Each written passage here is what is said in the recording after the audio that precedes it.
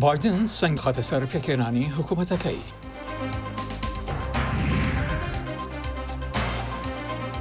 سەرانی جیهان پیرۆزبایی لە سەرۆکی هەڵبژێرداو دەکەن.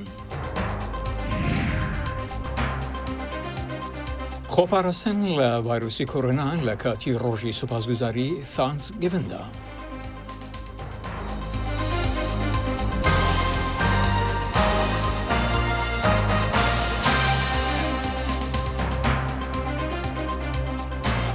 برنامه کرد کنکشنا دنگی امریکا ل واشنگتن پایتخت سلاو ورز بینرن هجا. لای منیشەوە ئیدەمەتان خۆش سێشەممە دەیە مانگی 11 ساڵە 2020 لە واشنگتن دیسیەوە خۆشاتنەوە ڕای بەڕامەی کورد کۆنەکشن ئومیدەوارم دەمێکی خۆش وەلمان بوونە سەر. دەمەکێدا کۆ سەرۆکێ هەڵبژارتی ئەمریکا جۆ بایدن خۆ ئامادە دەکەش بۆ کۆشکا سپی سەرۆک دۆناڵد ترامپ هین ئەنجامên هەڵبژارتنان نەپەژێڕاندنە و دۆزن یاسایی لە هەن ویلایەتان دەرباسی دادگەهێکردنە. دەنگدەرین ئەمریکی ژی بڕۆجانمان تاکۆ ئەنجامên هەڵبژارتنان یەن ئیساڵ ببیسن و سەرۆکی هەڵبژارتیە بێ دیار بکن. مەتۆدên دەنگدانê ئیساڵ هەڤرەنگ بوون و هەژمارە خەلکێ یا هەری مەزن دە دیرۆکا ئەمریکایە دا دەنگên خودان. ئەڤ هەمی دە سەردەما بەلاڤبوونا کۆرۆنایدا. بەرێ ئەمریکا لکویە؟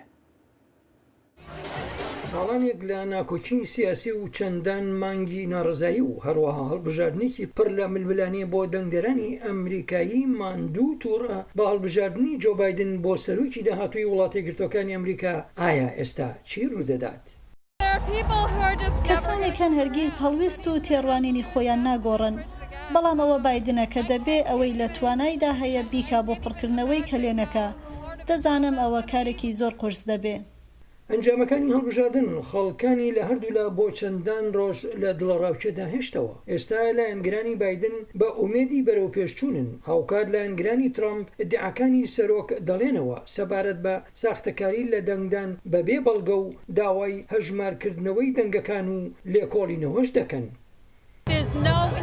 ئەگەر هیچ نیشانێکی ساختەکاری نەبێ، بڕوام وایە دەتوانین هەنگاو بەرەو پێشەوە بنین جا دەرەنجامەکان هەرچیەک بن. زۆرێک لە هەردوولا هیواخوازن دەرئەنجام سەنگ خستنە سەر هەڵبژاردن بگۆڕدرێت بۆ سەر خودی مەسەلەکان. بزوتنەوەی ژیانی ڕەشپێستان، بزوتنەوە لە پێناو دانیشتوانی ڕەسەن، نائەدالەتی نەژادی، ئەوەی ترامپ بە کۆچبەرانی کرد. پەروەردە و ئابووری ئابووری ئەوە گرنگە، هەروەها مافەکانی گشتی. دوا بەدوای هەڵبژاردننی جێگیری پێشووی سەرۆک لایەنگرانی ترامپ و بایدن ڕژانە سەر شەقامەکان. تەنانەت لایەنگرانی ترامپ ئەوانیش هەمان موزیک دەژەرن، هەمووان حەزیان لە هەمان موزیکە. بە بڕوای من ئەوە دەرەنجامێکی بەمەبەست نییە، ئەوەش لە ڕاستیدا دەبێتە بەشێکی ساڕژبوونەوە. ئەمریکایەکی دابەش بوو، بەڵام هەندێ ئامانجی هاوبەش.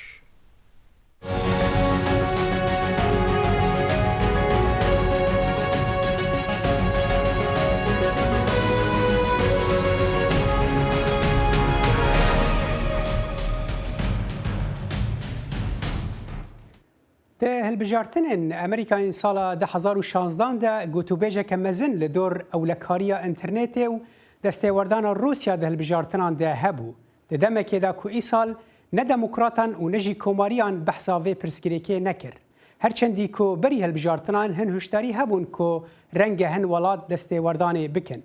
Ji bo ronîkirina vê mijarê niha Dilşad Osman şarezayê ewlekariya internetê li Washingtona paytext bi meraye. Dem baş şikekê Dilşad tu dibêjî çima îsal destêwerdana welatên derve li hilbijartinên Amerîkada nebû û behsa wê jî nebû. Dem baş kak sale. Sala 2016 di taybin yani di êrîşçê bûn. Êrîşayê kemîn ev êrîşa zanyarî bû, a information bû, fake news bû. Dema ku Rûsya karî bû hinek Facebook groups çêkin, xelk tê xêda û dest pê bike ku kontrola nerînawa a polîtika Amerîkî bike. Ev yek. A di duê sala 2016 jî êrîşa email server a Hillary Clinton bû û ya DNC yani a Hizba Demokrat êrîşî wan serverin bûn emailê wan jî derxistin û belafkirin li ser internet افجي تاثير كل سر دنگدان الهندري امريكا اج سالا 2016 تائرو اف كامبانيين مزن تفلوجي حكومتا امريكي باش الآلية پاراستنه نرین باش کار سر آلیه پاراستنا وی سیستمی کار کرن یعنی تویتر فیسبوک بهزاری خلکان آنین و هندری کمپانی خود آنین و دست پیکرن گو انالایزا وان تایپن ایریشی کرن وان سکنان دنجی انا دویم ناز بکن گو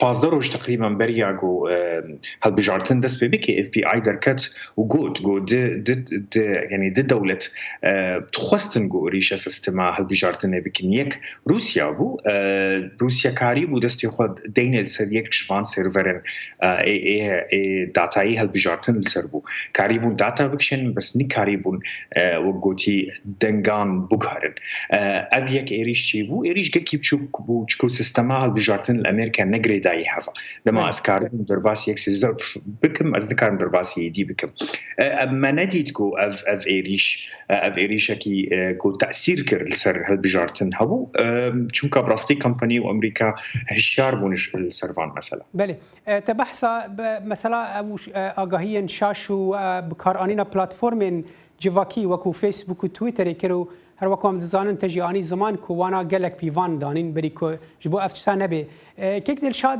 دواری اولکاریه ام ببیجن انترنت دا اف پلاتفورم مزن چاوت کرن ناسنامه یا وان ایشکران ناس بکن یعنی اگر از اکاونت کی درست بکم او چاوت زانن کو اکاونت من درست کری اکاونت کی ندرسته یعنی ام ببیجن وکو خیالیه بله انا وكو فيسبوك وتويتر هردو جي الجوريزم الجموان الجوريزم هنا يعني ماشين تديت كمبيوتر كاري ناسبك انه مثلا امبيجن مثلا انا تا اكونتك يقول سر فيسبوك تشيكر تا ستاتوسك انفيسانت نفس هذا ميدا 1000 اكونت ديجي نحكي بونا وعيني ستاتوسي داخستنا يعني ستاتوسكي نيزيكي وينا داخستن اف ماشين فان الجوريزم كاري ناسبكي انه تشتكي نطبيعي هي تشتكي نزل على دمشي اف دي بلوكي ده 1000 اكونت هنجي فيجا هنكتين وقوتي انفستيجيتورز محققين ويبين وين الوان اكونت ابنرن ناسبكين كاش تشال بي هاتيه وقوتي تسجيل كرن تشي رقم تليفون يعني ايميل جيب كارانين كارين هنجي فيجا مثلا بيجن ايميل جيميل بو ويكاربن جوجل رب اخر جوجل رب بورسن انه افياكيا هم فينا ناسبكن روسن ايرانينا كينا سرفي اساس فيجا كومباني ناف هفدا انا دا اخذ نشبو مثلا هالبجانتن وعددو يجي تكنولوجيا خو بيش خستنج بو كاربن فان يعني نوتشي نراست درخنجي وزلال بكنجي راست بله كيك ترشاد يعني دمن بريدا بحث او كده بو او سيستم هالبجارتنا تديت يا او سيستم كو كارت بكارد انين جبو ام بيجن فرس كرنا دنگان هالجمارتنا دنگان دمك بيشرا هاتا ابديت كرن يعني هاتا سر وقت كرن ام دزانن دفان هالبجارتنا داجي هناك ميثود نود ام بيجن د بروسيا دنگداني دا بون وكو كتب بوستي دنگی خواه بشینی یا تو دناف عربای خدا بی وان تشت باندور هبود و درباره دا یان جی دیسا داوی عینی پروسه بره بچو زانی عینی پروسه و سيستمها البجارتين الامريكا حتى ايرون نجري داي نتوركان نجري داي تشبكه تباش زاني كاونتي هنا الهندري هر ولاياكي كاونتي وكوغوتي قضاء يعني بكردي ادفعين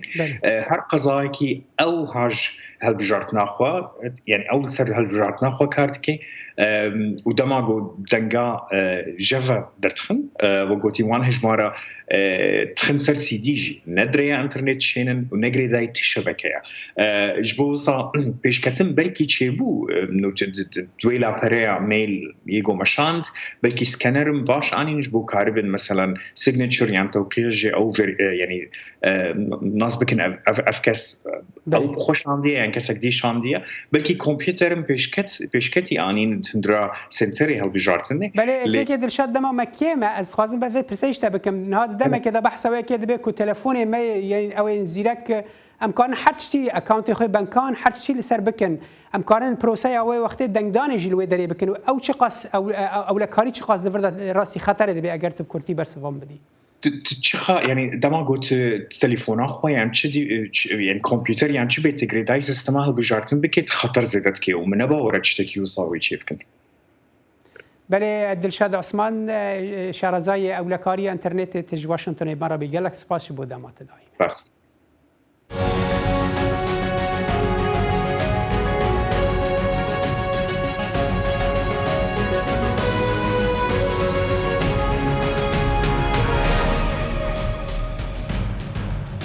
سەرکردەکانی جیهان کاردانەوەی خۆیان پێشان داوە بەرامبەر بە سەرکەوتنی جۆ بایدن لە هەڵبژاردنەکانی سەرۆکایەتی ئەمریکادا بەڵام هەندێک لە ڕکابەرەکانی ئەمریکا لەوانە چین و رووسیا چاڕوانی دەرەنجامی سکەڵا یاساییەکان دەکەن.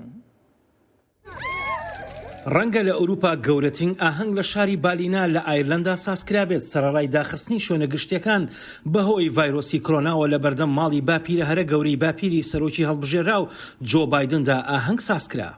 چاوەڕێمان نەئەکرد بۆیە زۆر دڵخۆشکەرە بوو ئێمە بە دڵنیاییەوە زۆر خۆشحاڵین بە شێوەیە کە ناتوانین بە وشە دەری ببڕین. بایدن زۆر جار باسی شانازی خۆی کردو بە ڕەگەزە ئایرلەندیەکەیەوە هۆشداریشی بە بەریتانیا داوا کە چوونە دەرەوە لە یەکێتی ئەوروپا نابێت ئاشتی لە ئایرلەندای باکوور بخاتە مەترسیەوە. ساڵی ڕابردووش بۆریس جۆنسنی سەرۆکوەزیرانی بەریتانیای بە کۆپیکراوی داناڵد ترەمپ ناوبرد. بۆریس جۆنسن ڕۆژی یەکشەمە وتی ئەو پەرۆشە بۆ کارکردن لەگەڵ بەڕێوەبەرایەتی نوێدا. من پێم وایە شتی زۆر زیاتر هەیە حکومەتەکەی ئەم وڵاتە و حکومەتەکەی واشنگتن لە هەر کاتێک و لە هەر قۆناغ زیاتر یەک بخات تا ئەوەی دابەشمان بکات. یەکێتی ئەوروپاش پێشوازی لە هەڵبژاردننی جۆ بایدن کرد. پێکەوە بەرهەڵستی بەڕێنگاریە جیهانیەکانەکەین پەتای کۆرۆنا و دەرئەنجامە خراپەکانی بۆ سەر ئابووری گۆڕانکاری کەش و هەوا و لە دەستدانی فرەچەشنەیی بایۆلۆجی یاسای پێویست بۆ ئابووری دیجیتاڵ و کۆمەلگا ئاسایشی جیهانی و چاکسازی سیستەمی فرەلایەنی بنەماکان. شیکەرەوە ئیندەرجیت پارمار لە زانکۆی سیتی لە لەندەن پێی وایە مەرجنی ئەوروپا چاوەڕوانی ئەوە بکات کە هەروە ئاسان بێت. بەڕەچاوکردنی ئەو ژینگە پڕ پێشبڕکێ ئامێزە پێم وایە ئەمریکا بەردەوام دەبێت لە سازکردنی سەودا و مامەڵەی قورس ڕێکەوتنە بازرگانیەکان لەگەڵ یەکێتی ئەوروپا بۆ بەریتانیا ئاسان نابێت و پێم وایە ناتۆ بەڵێ پێم وایە داوای ئەوە ئەکەن کە ئەوروپایەکان زۆر زیاتر هەنگاو هەڵبگرن. ڕۆژی دووشەممە سەرۆکوەزیرانی ئەڵمانیا ئەنگلا مەرکەڵ وا دەردەکە و دان بەو بربەرەکانیدا بنێت. ئەمریکا هاوپەیمانی گرنگی ئێمەیە و هەردەمێنێتەوە بەڵام وا چاوەڕوان دەکرێت لێمان بەڕاستی هەوڵی بەهێزتر بدەین بۆ ئەوەی ئاگامان لە ئاسایشی خۆمان بێت. ئەوروپا هیوادارە جۆ بایدن هەوڵ بدات دووبارە بگەڕێتەوە بۆ نێو ڕێکەوتنە ناوەکیەکەی ئێران. ئیسرائیل بە توندی دژی ئەمەیە لە پەیامێکی ڤیدۆییدا سەرۆکوەزیرانی ئیسرائیل پیرۆزبایی لە جۆ بایدن دەکات و ئاماژەی بەو ڕێکەوتنە نەدا. وەک دۆستێکی گەورەی دەوڵەتی ئیسرائیل دەیناسم. وەزیری دەرەوەی ئێران جەواز زەریف لە تویتەر نووسیوێتی ترامپ لە دوای 70 ڕۆژ دەڕوات بەڵام ئێمە بۆ هەمیشە لێرە دەمێنینەوە. پشبەستن بە بێگانەکان بۆ دامینکردنی ئاسایش هەرگیز یاریەکی زۆر باش نییە. ئێمە دەست بۆ دراوسەکانمان درێژ دەکەین بۆ گفتوگۆ لە پێناو چارەسەرکردنی ناکۆچەکان. چین لە ناو جەرگەی شەڕی بازرگانیدایە لەگەڵ واشنگتن میدیاکانی دەوڵەتی چین گوتیان هەڵبژاردننی جۆ بایدن وا دەکات زیاتر پێشبینی شتەکان بکرێت. لە هۆنگ کۆنگ لە کاتێکدا خۆپیشاندانی دیموکراسی دژی پەکین بەردەوامە هەندێک ترسیان لەوە هەیە ئەمریکا هەڵوێستێکی نەرمتر بنوێنێ. لەو باوەڕەدام لە کاتێکدا لە زۆر وڵاتدا حکومڕانی تۆتالیتاری لە بەرزبوونەوەدایە بەڵام زۆرتر نزیکبوونەوەی بایدن هەرچەندە زیاتر ئاشتی خوازانە بێت یان کەمتر بەڵام زیاتر سەلار و سەنگینە. هەتا ئێستا بە فەرمینە پەکین و نەمۆسکۆ لێدوانیان نەداوە لەبارەی سەرکەوتنی جۆ بایدنەوە و ئەمەش ئاماژەیە بە بەردەوامی ئەو ئاڵنگاری یاسایانی ئەنجامەکان کە بەهۆی سەرۆک دۆناڵد ترەمپەوە لە ئارادایە. هەڵبژاردنەکانی ئەمجارەی ئەمریکا جێبازتر لە هەر هەڵبژاردنێکی تردا بووە لە میژۆی وڵاتەکەدا بەو پێی گرژی و ئاڵۆزی بۆتە هۆی دابشبوونی وڵاتەکە لە نیوان ڕەنگ و ئاڵای شین و سوور بۆیە بایدن دەڵێت نەشین نەسوور بەڵکو ئەمریکایەکی یەکگرتوو. هاوکات ئێستاش کێشەکان یەکلان نەبوونەتەوە و سەرۆک ترامپ بەردەوامە لە فشار خستنە سەر پێشلکاریەکان لە دەنگەکاندا لەو ئیالەتانەی یەکلاکەرەوان و هێشتا ئامادە نییە دان بە سەرکەوتنی بایدندا بنێت بۆ تیش خستنە سەر پێشاتەکان و ئەو کێشەواڵوزیانە کە لە ئارادایە دکتۆر کارزان مراد نووسەر و چاودێری کاروبای ڕامیاری ڕاستەخۆ لە ڕێگای سکایپەوە لە شاری خانەخین لەگەڵماندایە. دکتۆر کارزان خۆشاتنەوە وەڕامی کورد کۆنەکشن ئێوە خۆتان ساڵغانی کە دانیشتووی ئیالەتی مەشیگان بوونە کە یەکێک لەو ئیالەتێک لاکەرەوانەیە و گوایە لەوێش پێشلی لە دەنگەکان هەبووە. وڵاتێک وەکو ئەمریکا بەو هەموو تەکنەلۆژی و بەو هەموو چاودێریکردنە لە کامێرە و مرۆڤەکان شیانی پێشلکاری هەیە؟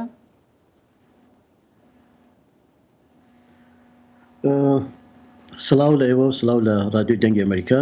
هەڵبەت من وەکو هاوڵاتیەکی ئەمریکی کوردی ئەمریکا بە تایبەت کە خوێندنەوەیەکی تایبەتی خۆم هەیە بۆ جادەی سیاسی ئەمریکا،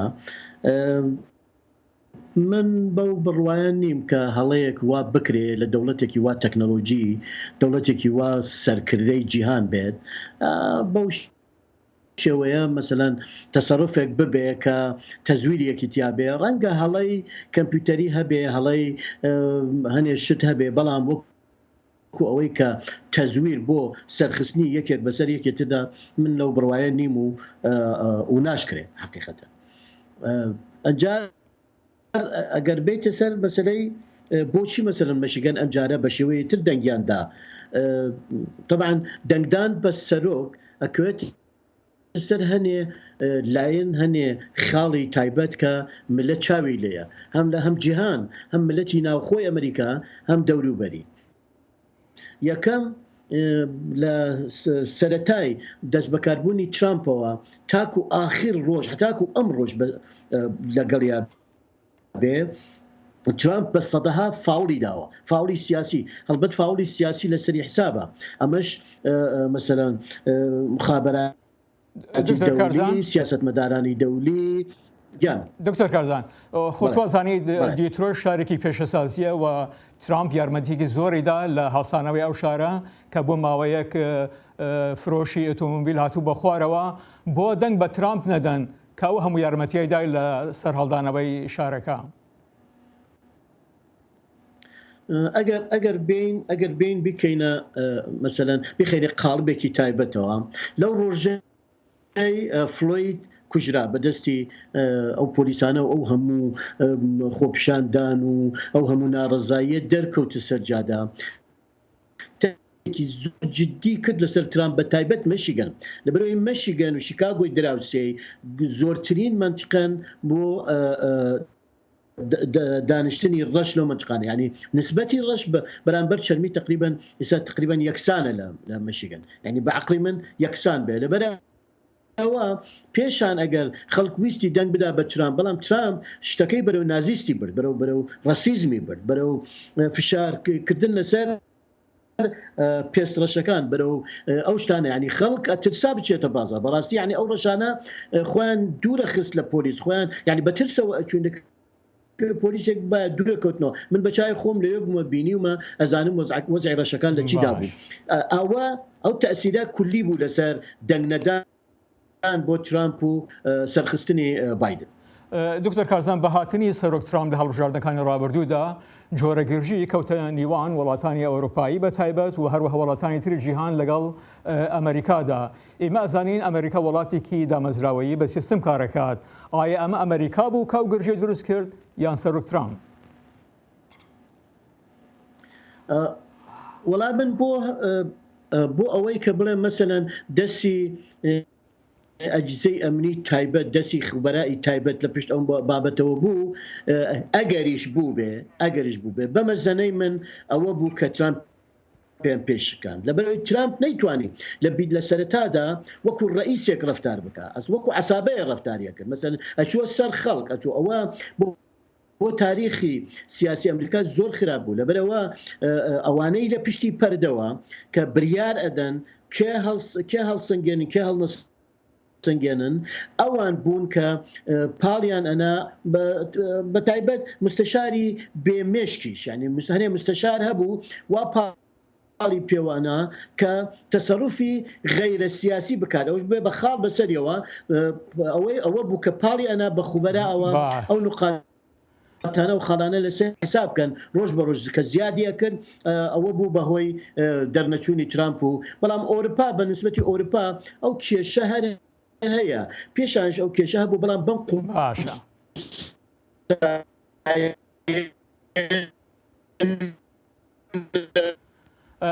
دکتۆر کارزان بۆ پیای بایدن ڕابردووکی هەیە لەگەڵ کووردا و هەندی لە سەرانی کوردیش دەناسدن و کورد بە هیوایەکەوە دەڕوانێتە بایدن شیانی هەیە بایدن دەرگایەک بۆ کورد بکاتەوە و وەکو هاوپەیمانیەک و دۆزینەوەی چارەسەریکی سیاسی بۆ کێشە بکات نەک وەکو دۆستێکی تاکتیکی لەگەڵیان ڕەفتار بکات.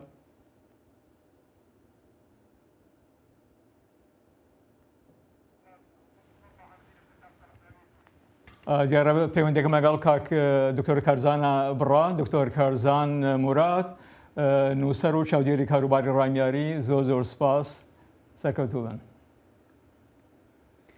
ڕێخستنا جیهانیە ساغلەمیە دەبێژە پرانیە کەیسێن ڤیرۆسا کۆرۆنای لە عێراقێ ئەو لێ پارێزگەهێن حەلەبچە و سلێمانیەنە و کەسێن کۆ بە ڤیرۆسێ دکەڤنجی پێگیریە بێ پیڤانên ساغلەمیە ناکن و قەت ناچن نەخۆشخانەیانجی ئاگاهیان بێتر دەوێ راپۆرتێدا.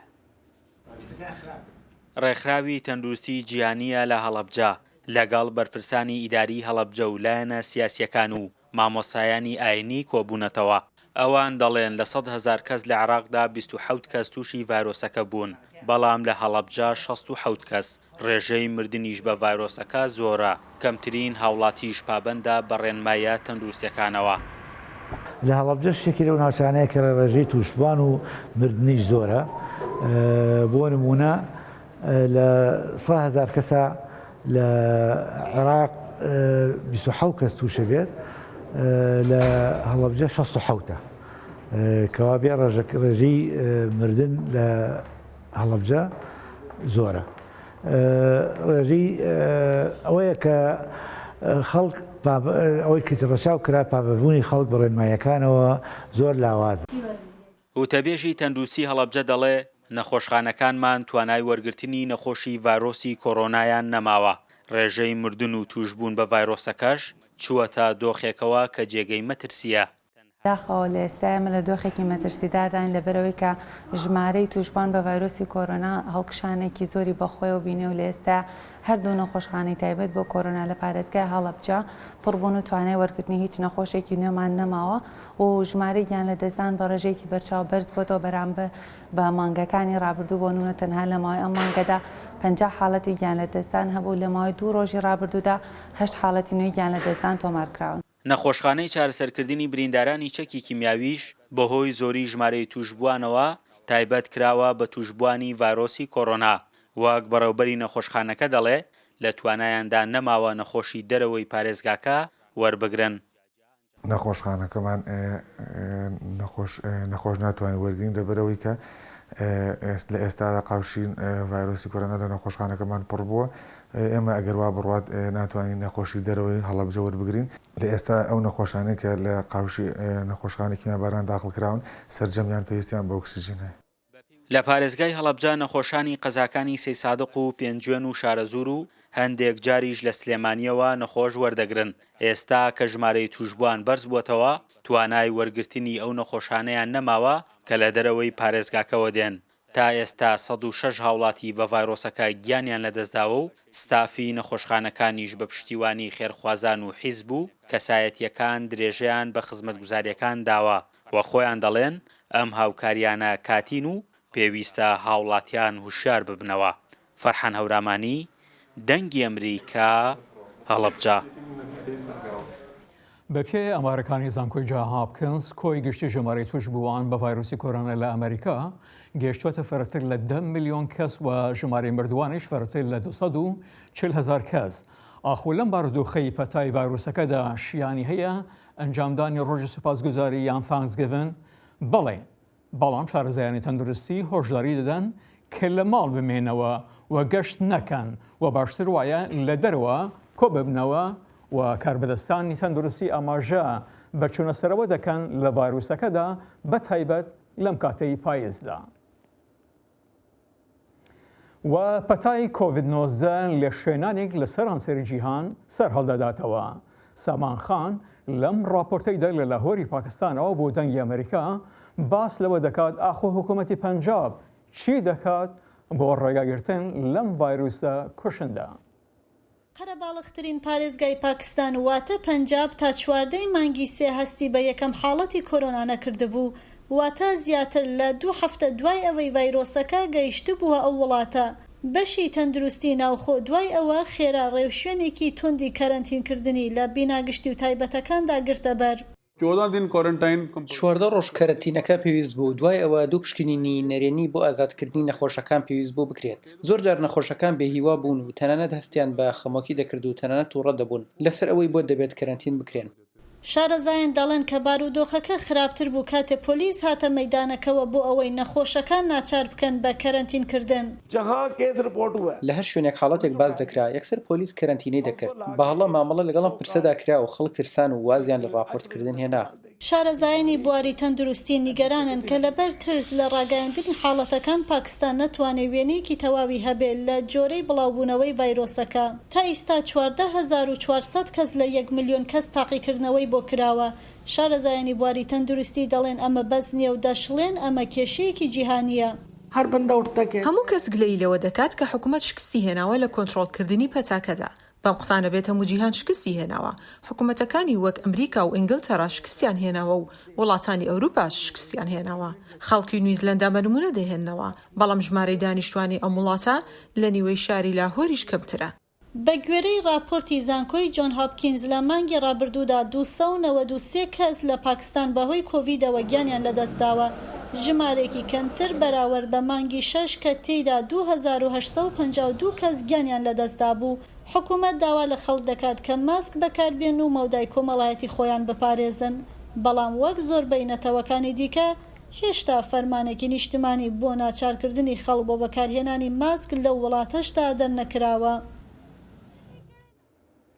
بەێ کێکی جانی دزانی دەوێ ئەوەیدا ئەوێ ڤیرۆسا کۆرۆنایی ینی هەموو ینی بەرێ ژیانی لە سەرانسەری وڵاتین دنیای گوهراندیە لە هەر وڵاتێکی بە شێوازێکی سەردەری بە ڤیرۆسێرا دەبێ ئیدی ئەگەر هات و ڤیرۆسێک هاتە دیتن نزانوێت چاوە خەڵک vەگەرە ژیانە نۆرمالە بەرێ لێ وەها بمینە